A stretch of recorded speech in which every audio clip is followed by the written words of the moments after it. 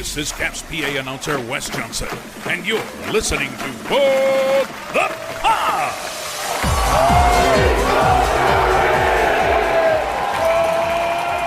Hello, everybody, and welcome to a brand new edition of What the Puck. It is a Washington Capitals podcast, and that means it's a podcast about your 2018 Stanley Cup champions. Thank you all for listening to us on all of your favorite podcast platforms, especially Overcast, and we are proud members of the Fans First Sports Network. What's going on, everybody? How's it going? It is mid-October. The Capitals are back. They're on a winning streak. Who can believe that? NHL is in full regular season mode. This has been so much fun to have hockey back on my TV when it's national, because we know Monumental and YouTube TV won't, play nice, and I can't watch every single game. But joining me, as always, to talk all about it, he was there opening night, and is it a coincidence that Coach Dan was there opening night, they lost, and now they're on a winning streak when he hasn't been back to a game? Coach Dan, what's going on, man? How's it going?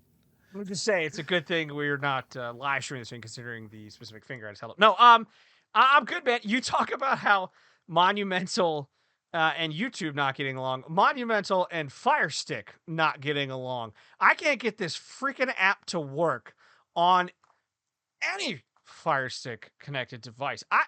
I had, and I wasn't joking when I told you this before we started recording, I had 13 verification emails from Monumental last night where I would go and on my thing and I'd be like, oh, look, it needs me to sign in every time.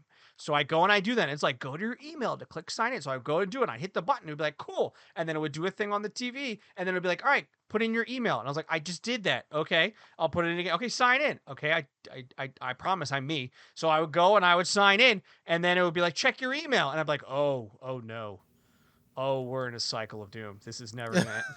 Oh my God. And I was just like, screw it. I'm watching it on my phone. Like, I know we're getting bigger and bigger phones now so we can watch sports.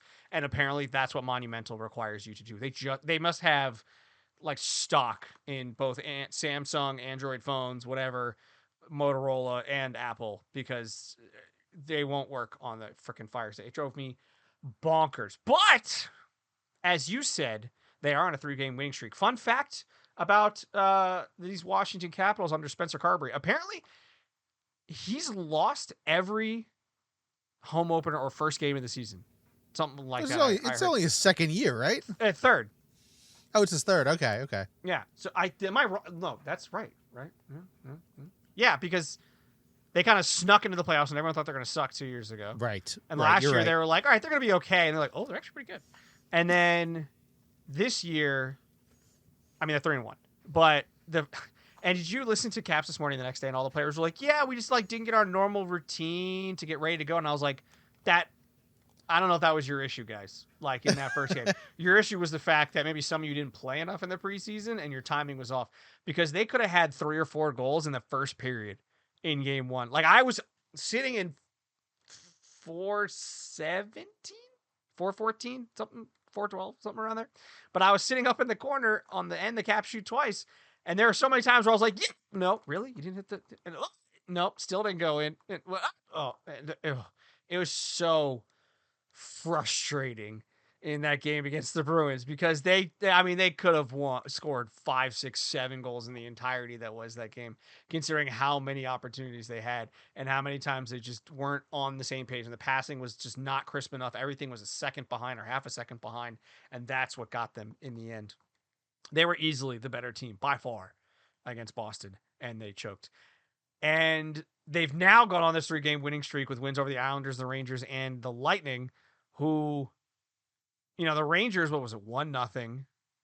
Tampa was 3-2 in overtime. The Islanders game, they were up 4-0, and then it was 4-2. This team ain't scoring a ton of goals, but they ain't giving up a ton. But they're finding ways to win, and so I will take it, even if it may or may not be. You know what? They may have lost because I was there, but then I get credit for the 3-game winning streak. Well, you know what? This team, this is kind of... I listened to Caps this morning. I do love to start my day with that podcast. And listening to Spencer Carbery talk about hockey just makes me realize how dumb I am and how much I don't understand the game of hockey, because this guy, it feels like he is like Bill Nye the Science Guy. He understands the game. He looks at it like he's playing chess. He looks like it like it's like this game is a science to him. And he was like, I'm matching up this, that, whatever. For every action, there's an equal and opposite reaction, and we have to do that, and da da da da da. Like, you listen to this guy, he has such a deep understanding of this game. No wonder he's a coach in the NHL. He wants to win. I love the fact that every time I listen to him, he's never happy, and he always like calls out that you can have they won the game 3-2 in OT against Tampa Bay, and he's out there going like, we sucked that first period. We were so bad. We were so bad, but they were very good. Yeah. But I love listening to Spencer Carbery. He loves this sport. He loves this game, and he looks at it like it's like a science project. Oh, he's a hockey nerd. Like, oh, yeah. And I mean that in the best way possible. Like, I don't mean that to be insulting. He is a hockey nerd. Every little bit of information that he can bring out of a game that his team has played in, he will use to his advantage. And that, I think, is a fantastic thing for us as Caps fans, having this guy behind the bench, because he understands the game and wants to understand the game at the minutia level, like at just the little bits. He wants to tweak little things here and there and just make it slightly better, make it that just a little bit better. I had a coach, I played soccer in high school, and we got beaten a game, and I was frustrated, and I was talking to the coach, and I was like, hey, I think we need to work on these things in practice. And they were like, well, let's focus on the things we did well. And I'm like, that's great, but I also want to focus on things we struggled with so that we can continue to move forward. And so like that, I feel like it's very much Carberry's mentality. Like, yes, these are the things we do well. Here's the things we struggle with. Let's fix those things. Let's try and fix those things. Let's keep working on them and building it and going and going and going.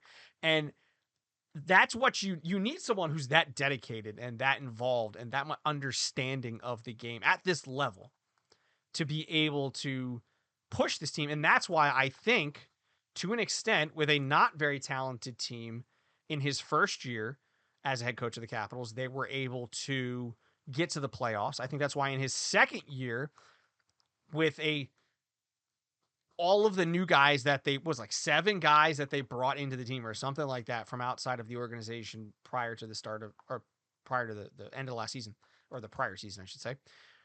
He was able to have all of that gel together brilliantly.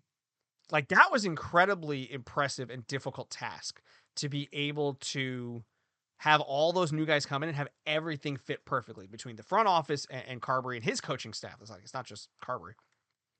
For all of that to work out perfectly. And then he's, knock on wood, it's only 4 games, but it's still looking like he's able to pull these things off where they don't write the Caps off. Like, most people think they'll be a playoff team, but they're not winning the division, according to the prognosticators. But they look they look pretty good right now, and they're doing that without scoring a lot of goals. So, I mean, at the moment, they're 23rd in the NHL in goals scored with only 9. Toronto is currently leading the NHL with 17. They almost have double the amount of goals that the Caps have. Yet the Caps are 3-1 because they have a very good defense. They're currently tied for second in goals against with 7. So their goal differential is only 2. Not ideal. You kind of want to see that become a little bit of a bigger number, ideally in the plus category. And then the team, he's able to start gelling these things and doing this with now some injuries, some guys that have been out, some guys you're not really quite sure how they're going to fit. And so we'll see what happens, especially if they can click offensively. Then we're really going to see what this team's got, what we're in store for the rest of the season. Yeah, we're waiting for this power play to kind of wake up, and we got a little bit of that against the Lightning. We did get a power play goal. I think was it Willie? Was it Tom Wilson who got the power play goal last night?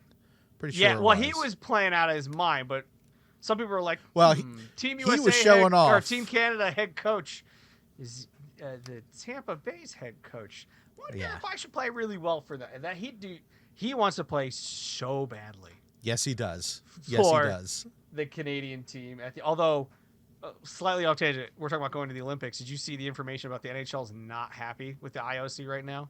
Oh, really? I did not see that. So let's not, I'm going to paraphrase a bit here in terms of what I read, but Bettman and Co. are not pleased because apparently they're concerned that the rinks are either not going to be ready or they'll have just been finished before the Olympics. and they're like, this might not be safe for our player. Like, I don't know if it's exactly going to be the case, but like the comparison in my mind is think like Baltimore Arena when the Caps went up to play there years ago, and like the corners were concrete, not Right, ice, yeah. and they were like, no, I don't want to do it. Like the players were definitely not trying to get hurt, and so the NHL is concerned about the rinks. Now, this is a little bit of like doom and gloom. Like, let's not go crazy and be like, the NHL's not going to the Olympics. They're not going to do it because they're worried about the players. Like, a lot can happen between now and then.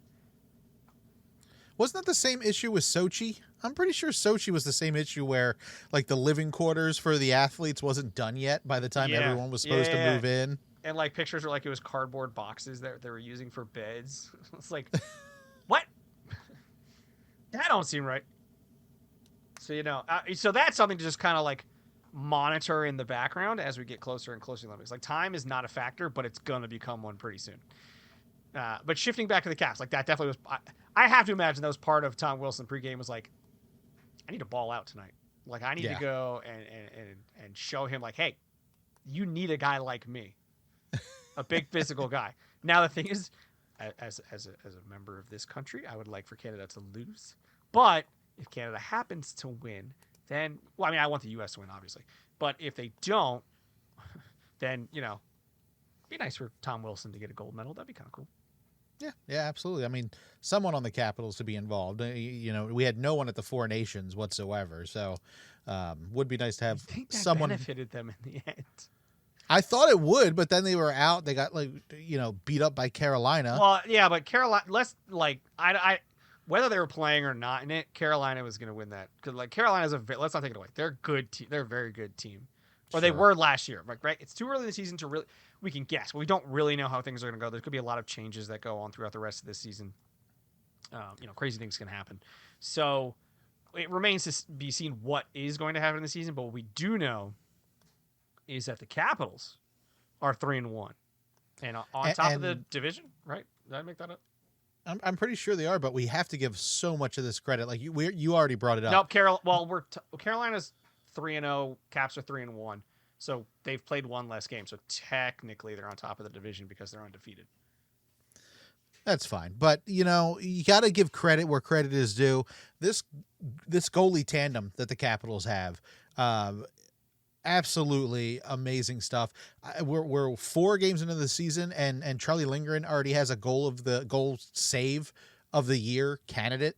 I mean, just absolutely amazing stuff that we've seen in between the pipes from Logan Thompson and Charlie Lindgren already this year, and we're only 4 games in. Let me ask you a question. Yes, Lindgren has been great, and Logan Thompson's been fantastic. Like, he was the only reason the Caps stayed in that game when they couldn't freaking score against Boston, because every time Boston had a chance, he was like, no, thank you. And it happened to be like a fluky. The first goal was a deflection or something where it just bounced around. He was like, oh, dang it. Their second one was a nice play on the power play. Like, I'm not going to take anything away from Boston. That was a nice move. Third was empty netter. That doesn't count against him. I mean, I know it does, but it doesn't. But here's my question for you. Caps, if they are looking for a top 6 winger to potentially play on the first or second line, a goal-scoring winger, do you potentially offer another team who may need goaltending help Charlie Lindgren? No, because I don't think you do that because you don't know what you've got in Hershey. So what if Stevenson's having a good year in Hershey? Like, I don't know. You make that trade, you pull up Stevenson, Hershey's like, come on. Good goaltending wins Stanley Cups. It does, especially if you have an injury. But, like, you got to give up something to get something. Yeah, but I'm not advocating for this. I just feel like it's an interesting topic of conversational piece. Right now, I don't want either of these goaltenders to go anywhere. I think they work really well together. I think that, like you said, they've kept us in games already. I think they're both going to continue to do that.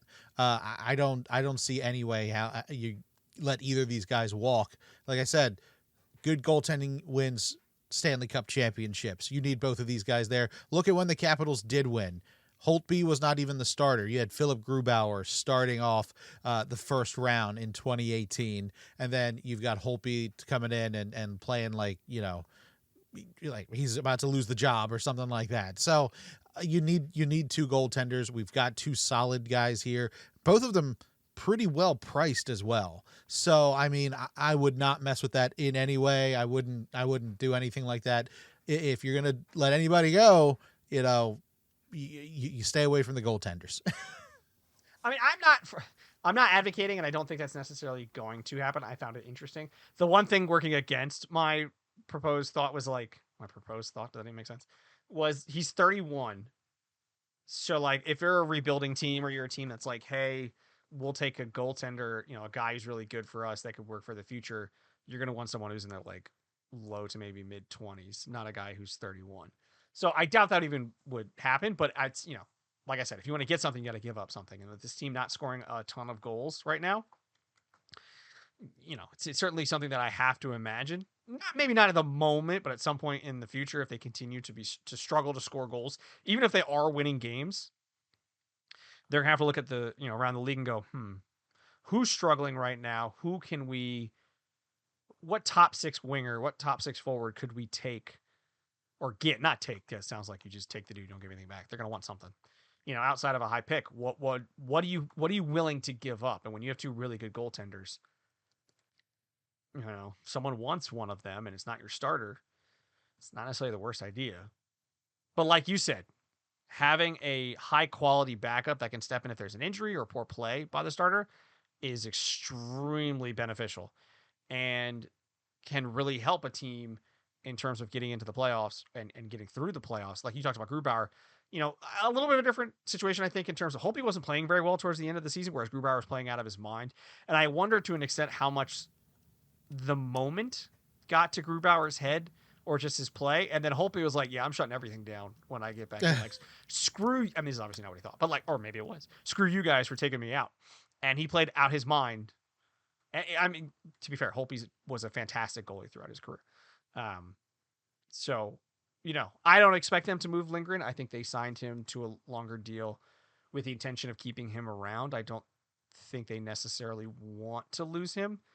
But sometimes, like I said, you got to give up something to get something. And so that's just something I would monitor going throughout his contract to see what they might be interested in doing, especially if Stevenson plays really well in Hershey or even gets a couple games in the NHL and plays pretty well. I wouldn't be shocked if they were like, had their heads turned a little bit by someone be like, hey, you can have this guy, this right winger, this left winger for him, especially if the guy's in like his mid to late ish 20s, 26, 27, 28. I'm looking at that and going, this guy could play for, whoever the guy is, could play for years with Protas and Wilson and Strome and Dubois. Like a bunch of these guys could be around. I'd be highly tempted, is my point, if I'm general manager. And there's a reason I'm not. So, I don't know. I thought it was, but speaking of Dubois. Well, I was actually, good little segue there, but I was actually going to say, you're talking about, you got to, if you want to give something, you got to give something up. If you want to get something, the Capitals put Vincent Iorio on waivers. He's just floating out there now and anyone can pick him up. He has not been picked up at all by anyone currently as we record this. I don't think we'll know Wednesday until night. Tomorrow. Like, I don't think anything would get announced until midday tomorrow or something like that. So good. So I got to get this show out early. Did you text me? Yeah, you texted me the Iorio on waivers thing. I can understand the team kind of had to, right? So Dubois got injured against the Rangers, didn't play against Tampa, and they only are carrying 13 forwards. So if someone else gets hurt in warm-ups before when's the next game? Friday or over the weekend, or before Dubois comes back, right? Or someone gets hurt earlier in the day, you're either putting a defenseman at the winger spot, you're playing with 11 forwards and 7 defensemen, or you're praying that there's not traffic on 83 coming down from Baltimore. Like, that's your options, right? Like, what are you going to, maybe you send a helicopter or something up to Hershey, but you're kind of in trouble. So in order to have a spot, especially if McElrath's coming back, like, yes, they could have put McElrath, and I kind of wonder if that was ever the plan to put in. Like, I know the team really likes him, but like, you could have sent him down, or maybe you have to take him off IR and send him down, but you can't tell he's healthy. I don't know how those specific rules work, I'll be honest. But you needed to send someone down to have that 13th forward with Dubois out, but I don't think he's on IR yet. So someone had to go on waiver. Someone had to be sent down, and the only person that's available at this point, because they weren't playing, because it wasn't going to be Declan Chisholm was Iorio. I don't think he's going to clear. I think someone's going to take a shot on picking him up. The dude is on the where is his stats? He's on the last year of his, it must be his entry level deal. His cap hit is 814,000, something right around there. And he's 22. If you're a rebuilding team, if you're Buffalo, if you're Columbus, if you're Chicago, if you're one of these teams with just a plethora of cap space, and this 22-year-old defenseman, right? Like, you're a team that's not necessarily expected to win a lot. Maybe Chicago wants to because, Bedard could be like, I'd like to start winning, please. If you're one of these teams that's like, hey, we're building for the future, and you see a 22-year-old defenseman who's an RFA at the end of the season, which means you have the choice to whether to bring him back or not. And if he isn't good, you can just be like, deuces. It literally cost you nothing, except for money, but you just pay for somebody to bring him in. Why would you not take a flyer on him? So the Caps were kind of up against a wall in terms of they had to do something or just hope and pray no one else got hurt. But I don't think he clears. Like, I think he's getting picked up by somebody. I really hope it's not somebody in the division. Like, I hope like Seattle or Utah are like, we'll take him. I'm like, good. If we're going to lose a guy, like we lost, I'm not necessarily making comparison in terms of players, but like we lost Brett Leeson. That really bummed me out, in world of sports, because I thought he had a decent future. I mean, right now he's on a tryout agreement in Charlotte, who is Florida's minor league affiliate. So like his career has not gone the way that I expected, or I'm sure he expected. More importantly, he expected. But if Iorio works out, this is going to be a bummer because they would have gotten nothing for a 22-year-old defenseman. Like, they should have gotten something if they lose him. I'll be shocked, honestly, which means now he won't get claimed. But I'll be shocked if he doesn't get claimed by anybody because it's almost perfect, right? You're not stuck to the player because he's got such a short. This is the last year of his deal. So if I pick him up and he sucks, I can put him back on waivers, hoping to send him down because he hasn't shown anything, and then I get to maybe have him play a bunch for my minor league affiliate, and maybe he gets better, he progresses. Or I just got a really young, good defenseman, or eventually good defenseman, for nothing. I just wonder if this is going to not bite them in a way of like, he's going to be the, Hall of Fame player or anything. That'd be amazing if he was. But I don't know.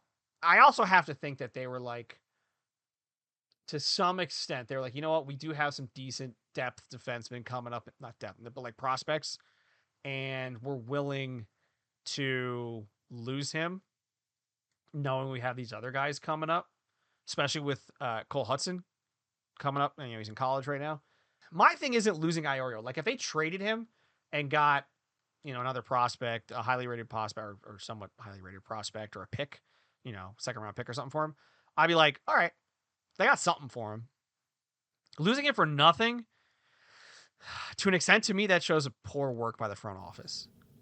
Like, they can't expect injuries and whatever else, but if you were never planning on keeping him, right? If you were like, oh, we have to hang on to him because you don't want to lose him on waivers and McElrath is hurt, then why haven't you already moved him on? Right? You can call up another defenseman that's waiver exempt if you need to, if they have one. But I don't know. Sorry, I've been rambling for a bit about this, but when you texted me this about Iorio, I was like, oh, they're going to lose him for nothing. That was the big deal at the deadline for the roster, is that what are they going to do with Vincent Iorio? We can't lose him. We can't lose him. We can't lose him. And here we are 4 games into the season, and we lost him potentially. We lost him to at least Hershey, but maybe, people only 4 games in aren't looking maybe at the fact that they might need a defenseman this early on in the season. But why did this happen? So Dubois got hurt. He's got a lower body injury. I believe he's day-to-day. So, but he's going to be out for a little bit. But because are they planning to bring somebody up? So, like, why did Iorio have to go? Because if they do bring somebody up, they're at 23 players. So unless Dubois goes on IR, which means he has to be out for a certain amount of time, it's like 7 days or something. And maybe I might sometimes I mix up which sports like injury list that rules. You have to keep him out. My guess is they don't think Dubois goes on IR, that he has to miss a game or two, and they want to call somebody up. I don't think they've called anybody up. So, like, I think we get a recall tomorrow. And maybe that's because, when's Hershey playing next?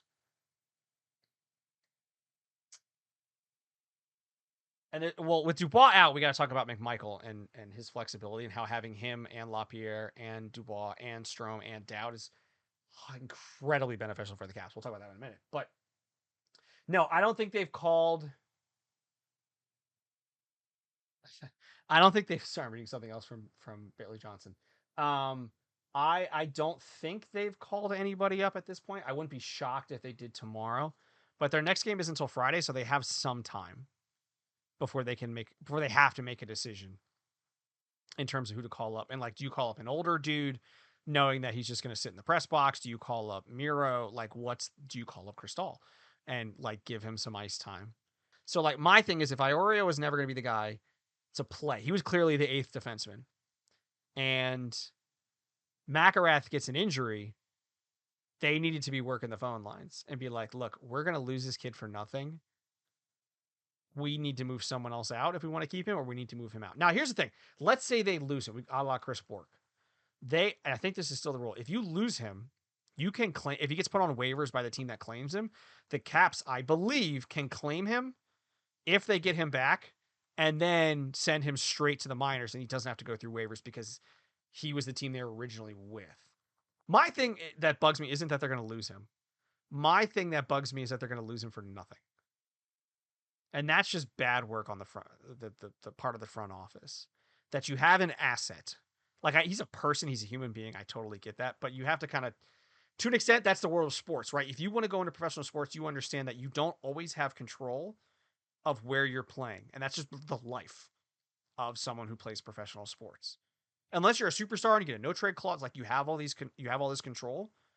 I want to see some sort of survey or statistic or stats on like how many players have ever, hockey or whatever it is, like how often they move, how often does a player move, how many teams do they play with, how many players stay in the same team their entire career.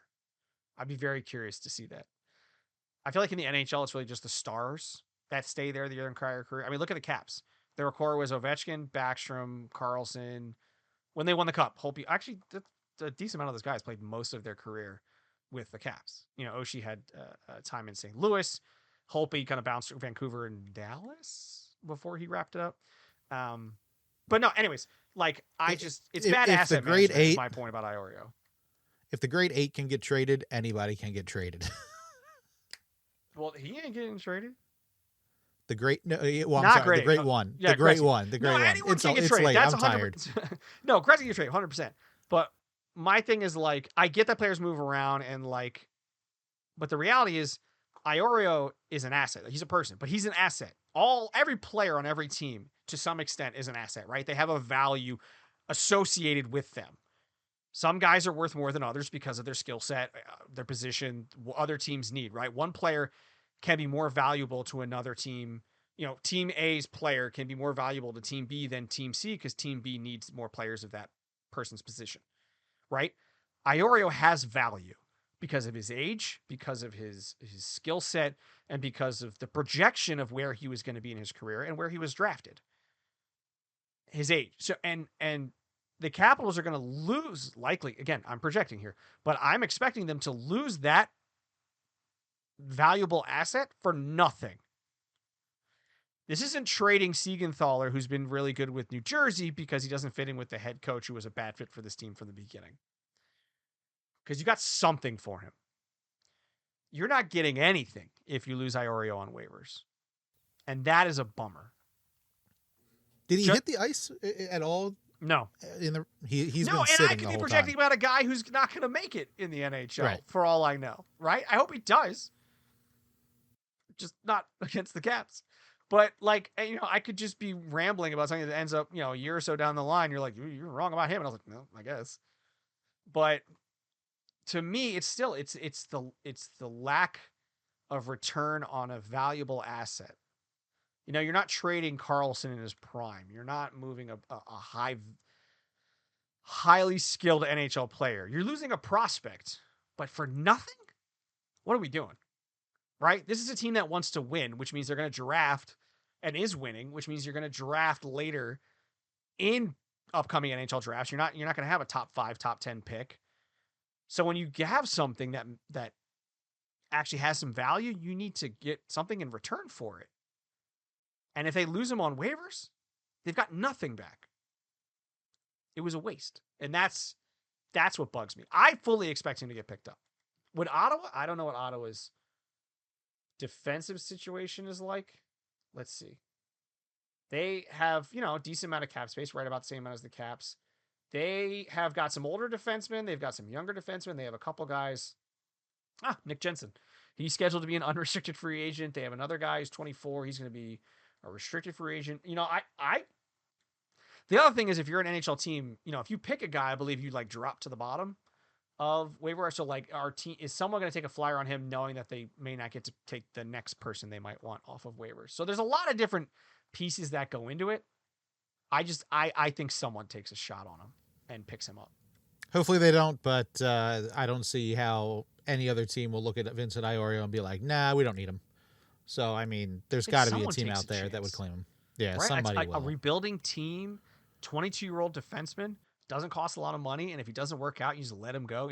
Not let him go, but you can put him on waivers and send him to the minors, or not re-sign him, just not offer him a contract after the season. If the Caps were in their rebuilding era, they would 100% make this move. They did it a couple of times where a young guy would go on waivers and they'd be like, dibs. Let's see what happens. Well, anything else we should talk about here in Caps world? Well, I kind of brought up the McMichael stuff. So, with Dubois out, right, McMichael's been playing left wing on the first or second line, as Carberry loves to shift up his lines. He's like, you know what? That didn't work in the last 5 minutes. Everybody's shaking up. We're going to try something different here. We're going to mix it around, do some icebreakers. We'll see what happens, right? We're going to get everybody. He wants the spark. That's what he says. Yeah, He's always looking for the spark. And that's fine. But as a fan, it's annoying because I'm like, God, who's playing with who now? I'm like, oh, this line's out there. No, wait, hold on. That's the freaking guy. What's that guy's number? Okay, who's that? Oh, my God. I need a cheat sheet when I'm watching these freaking games. So I used to be really good at knowing players' numbers and who they are, and now I have the hardest time with the new guys being like, who the heck is that one? I still see 21 and think Brooks but so you're not Tom Pody. Yeah, he was 3. I remember that, but yeah. But with the nice thing the Caps have right now is they have 4 centers. Obviously, you have to, right? You have Strome, Dubois, LaPierre, who's yet to record a point this season, I believe, and Dowd, right? So you have a nice set of centers down the middle of the ice. But then Dubois goes down. You're not like, oh my God, what are we going to do? We got to call up a second line center. McMichael's like, got you. I'll take it from here. And then he slides in very nicely and plays very well. The flexibility that they have with McMichael is fantastic. And the fact that he can just slide it and take that spot and be successful is again a valuable asset and thing for this team, and is part of what good team building is. And I think McMichael is he's not undervalued per se, but I think he's not given enough credit for his play and what he brings to this team. And so I think this part, even though I was talking negative about the Caps front office in terms of the Iorio stuff, I think they did a really good job in terms of, and Carberry, the coaching staff as well, in terms of building up this player in Connor McMichael that it can play anywhere almost in the top 6 and do so really well. And I think he definitely needs to be a part of this core going forward. When we talk about the core of the team post Ovechkin, right? It's going to be Protas. It's going to be Wilson. It's going to be, at least in forward, right? Protas, Wilson, Strome, Dubois. I think McMichael's right there. And I think it's someone's spot, whether it's Leonard, whether it's Cristal, there's another spot for the top 6. Maybe it's someone they bring in at some point. But I think McMichael is an incredibly valuable player that when's his contract up? He's not after the season, is he? I feel like we talked about him recently. Yeah, he's a RFA after the season. So he's coming off of 2.1. I think he gets somewhere between, I don't know, we talked about this a couple weeks ago. if not last week. Like, I think he's going to get somewhere between 4 or 5, maybe even 6 million, because he's a really valuable player for this team. He's only 24. If you lock him up, and we'll talk about this when we do around the NHL, how many guys got longer term deals. Like, I wouldn't be shocked if he signs like an 8-year deal. Like, maybe he gets another bridge one, but I also wouldn't be surprised if at some point this season we see him sign for like 8 years. Yeah. Because he's a really good player. He might be my next Jers T. Okay. All right. The best Connor Mick in the league. I think McMichael, Protas, Getting the other one, Ferravari. apparently. Yeah, those three guys are the future of this team. I think you've got a veteran like Tom Wilson wearing the C after OV leaves, and the young guys, Protas, McMichael, Ferravari are here for a while. But you got to wonder about LaPierre. The guy fought really hard to make this team this year. He was proving to everybody that he was the guy to move forward with. He was going to be the third line center, and 4 games in, and he's already been a healthy scratch once. The only reason he was in the last game is because Dubois got hurt, and they were kind of forced to put him in there. He, like you said, he hasn't recorded. I don't know. Again, small sample size, so I don't know if it was or not, but it seems to me like this kid is under the microscope for some reason, and it just doesn't seem like anybody is happy with what he has done so far in the league, and I think they're kind of getting like fed up with it. They're like, all right, you showed us what you could do in training camp, and you haven't done anything since. But again, 4 games. Like, you can't get that mad at him. Yeah. He's not the only one that doesn't have a point right now. I think. Yeah. Where did it go? Ovi doesn't have a goal yet. He's got 2 assists, but right now, no points. Nick Dowd. Let's just do forwards. Nick Dowd, Milano. He only had 2 games. Dubois, Duhaime, Sortif, and LaPierre. I do wonder, and someone brought this up. I can't remember. It might have been Bailey Johnson, I think, but I could be wrong.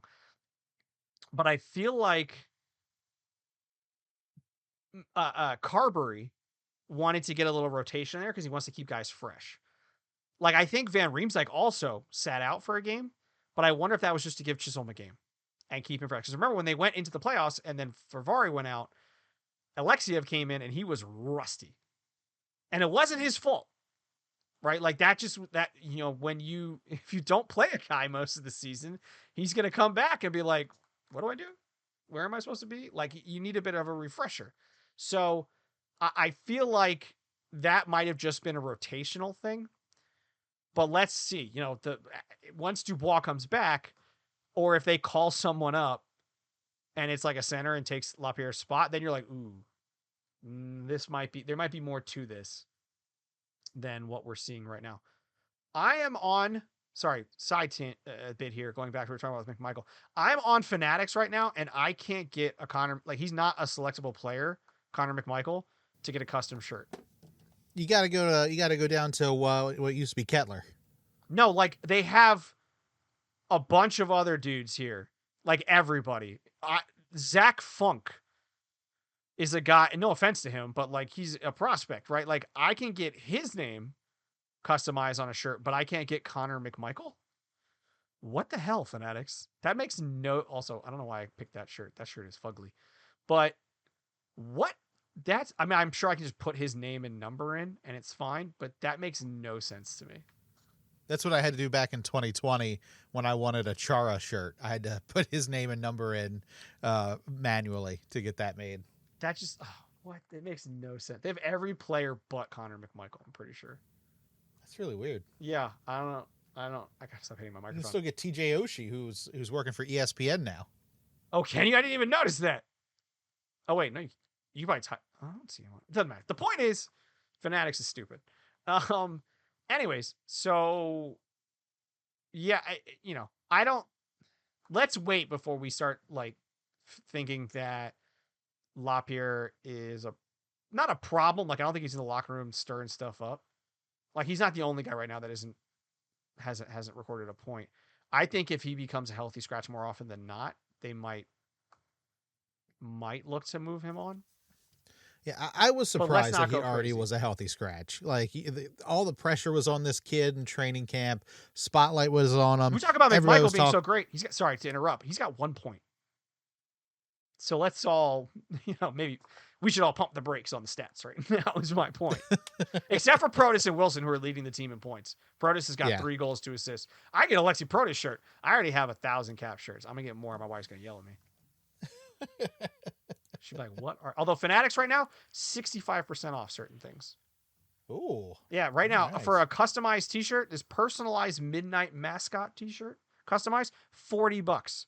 Normally, down to 28. It's still overpriced, but still cheaper. Anyways, we should all maybe pump the brakes a little bit in terms of stats 4 games in. But if there's a theme and everyone else is starting to produce and certain guys are not, then we have a problem on our hands. But let's just wait a moment before we go crazy. Let's get to Thanksgiving first. American Thanksgiving. Yeah, calm down, Ryan.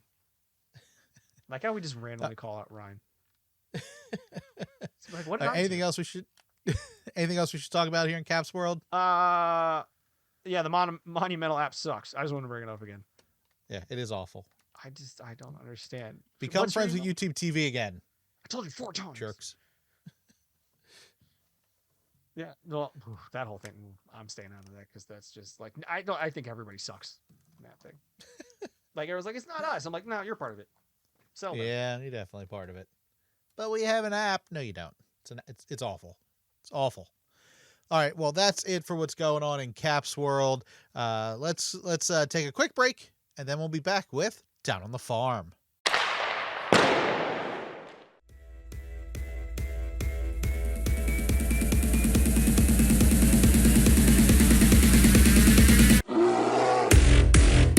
All right, everybody, here we go. We're going down on the farm. We are talking about those Hershey Bears and the South Carolina Stingrays. Coach Dan, what's going on down on the farm?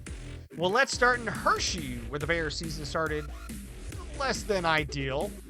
They've gone 0-1-1 with both a regulation and overtime loss to Syracuse. Now, they're going to try to get their first win at the Giant Center this upcoming Saturday against Springfield. They then host those same Thunderbirds on Sunday for a late afternoon game. Down in South Carolina, the Stingrays start their season this upcoming Saturday when they host Norfolk. They then head on the road for an afternoon game against Greenville. I believe that is on Sunday. That's what's going on down on the farm. Well, I mean, starting off, new coach. A lot of players went off to Europe for the Hershey Bears, so they're going to need a little bit of time to get used to this new system. Not worried about it. No, not worried, Ken. Very early on in the season, so nothing to worry about. We all good. All right, well, go Bears, go Stingrays. We're going to take another break, and then we'll be back with Around the NHL and Beyond.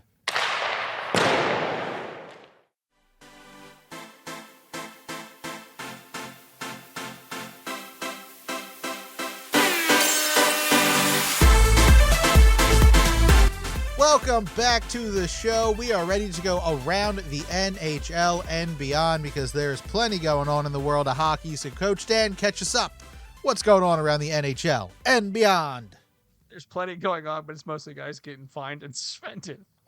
But let's to be fair, let's start in New York, where as of recording, the Islanders are the only team in the NHL without a point. It was also Buffalo, but they beat up on Ottawa tonight and won 8-4. So now it is the Islanders as the only team in the National Hockey League yet to get a win. We got some guys to sign to new deals. I kind of talked about this earlier. Montreal locked up defenseman Lane Hudson, brother of Caps prospect Cole Hudson, to an 8-year, $70.8 million extension. Cap it comes to 8.85. Vegas signed center Jack Eichel to an 8-year, $108 million deal. Cap hit comes to 13.5. Dude, McDavid, his next deal is going to get like $18 million a year. Edmonton signed, speaking of guys in Edmonton, they signed defenseman Mattias Ekholm to a 3-year, $12 million extension. Cap hit comes to 4. Winnipeg signed winger Kyle Connor to an 8-year, $96 million deal. Cap hit comes to 12.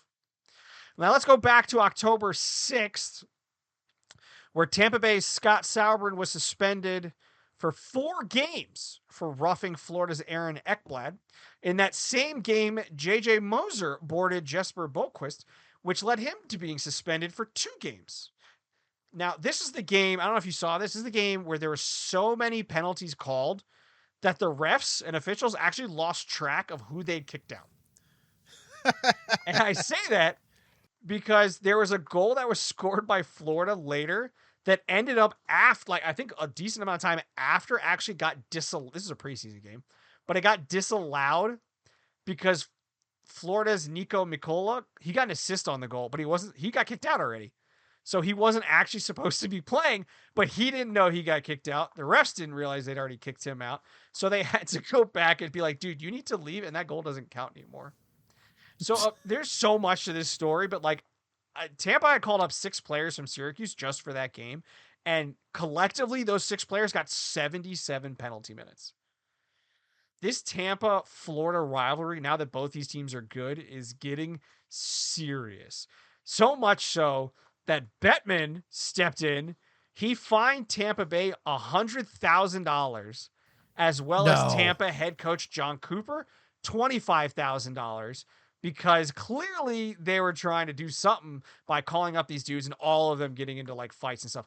The guy, I think it was Sauerbrunn, he played 6 seconds in the game, or 26 seconds. Like he did 1 shift, got kicked out, and then he got sent down. Like they can't even, like the suspension doesn't technically count. I mean, it counts if he ever comes back up to the NHL, I think. But like, he's not actually serving the suspension because he's not on the active NHL roster. And so Bettman and NHL were like, no, not okay. You're getting in trouble for this because clearly you were up to something and trying to send a message. So in similar news, the Islanders' Jonathan Drouin was suspended for 1 game for cross-checking Pittsburgh's Connor Dewar. Now, Utah's Ian Cole was fined, not Tusky, but Ian Cole was fined $2,500 for a dangerous trip against Nashville's Steven Stamkos. And that's a weird end to that sentence, by the way. Nashville, Steven Stamkos. I know he's been there a little while, but that's still weird to hear. And Vancouver's Tyler Myers was fined $2,500 for slashing Edmonton's Connor McDavid, the second best Connor Mick in the league.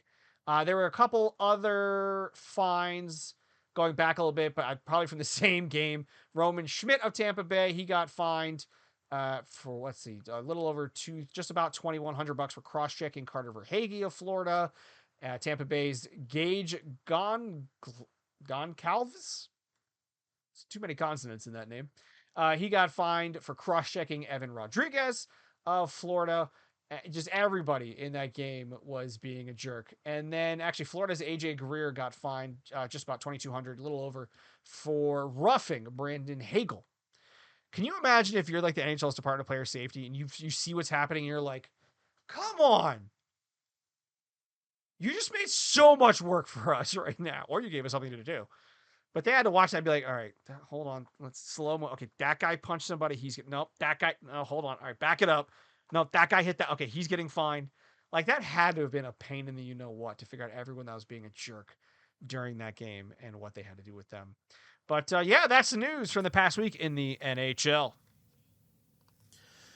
Well, it has been a busy start to the season. The Capitals are rolling along in the NHL. This is not a big trade, but I'm only bringing it up because he's a former Capital.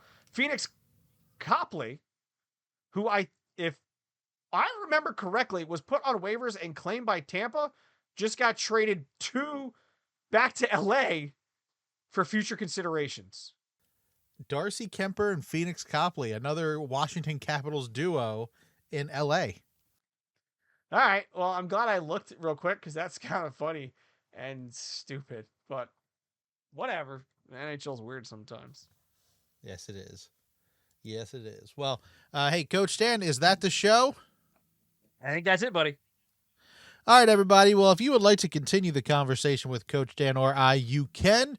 Well, you can follow us both on social media. I am on X and Blue Sky at Brando Cash. Coach Dan, where can people follow you at? You can find me on Blue Sky at Coach Dan, talking all kinds of Capitals-related stuff. Also on there talking about Arsenal Football Club, the Buffalo Bills, and the Washington Commanders, who both somehow lost on Monday Night Football. That was freaking annoying. Bills looked terrible, and the Commanders had the game wrapped up. And then a slippery ball.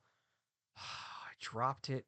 Fumble. Bears were able to get just enough field position so that way they could kick a field goal and win the whole thing, and that's annoying. But hey, if you've enjoyed the show, go ahead and follow us on Facebook at facebook.com/whatthepuckpod.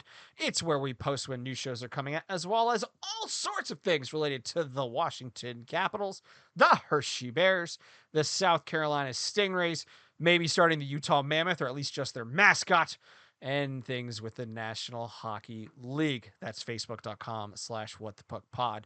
But Brandon, just recently, like 15 seconds ago, I was talking about maybe a little bit longer because I, again, went on a tangent. The Washington Commanders and the Buffalo Bills. If someone happens to be a fan of a certain purple-clad team based out of Baltimore that is also struggling right now in the NFL, is there a podcast they should check out?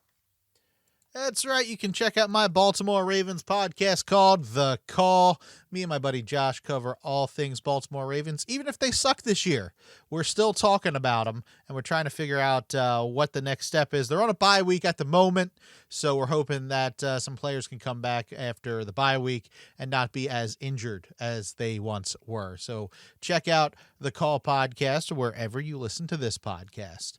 Now, make sure you are social with the show. Write us an Apple Podcast review. Rate us over on Spotify. Let people know. Say, I'm a Washington Capitals fan. I listen to What the Puck, and you should too. So let's go over the games until we talk again.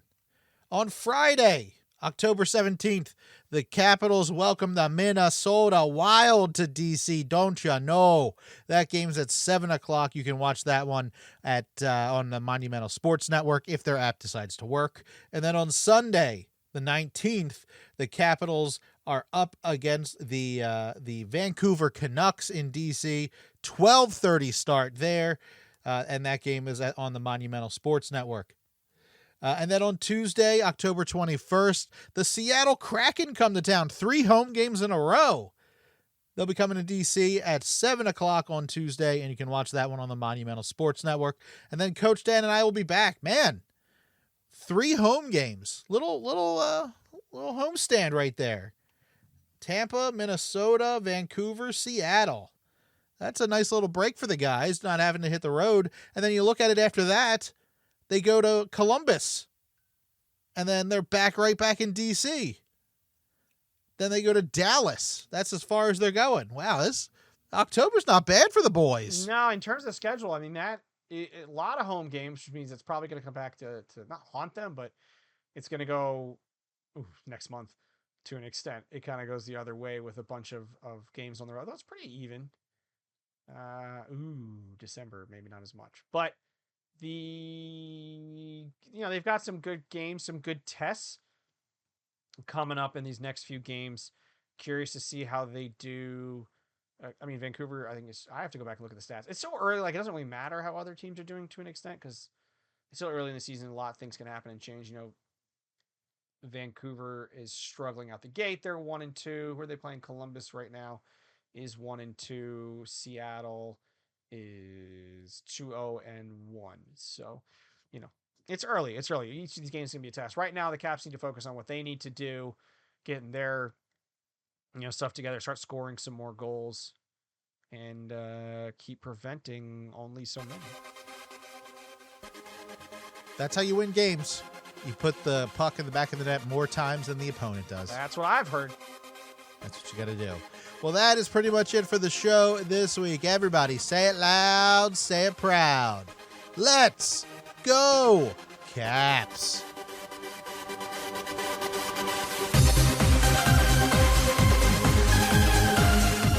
This has been a production of Brando Cash Entertainment.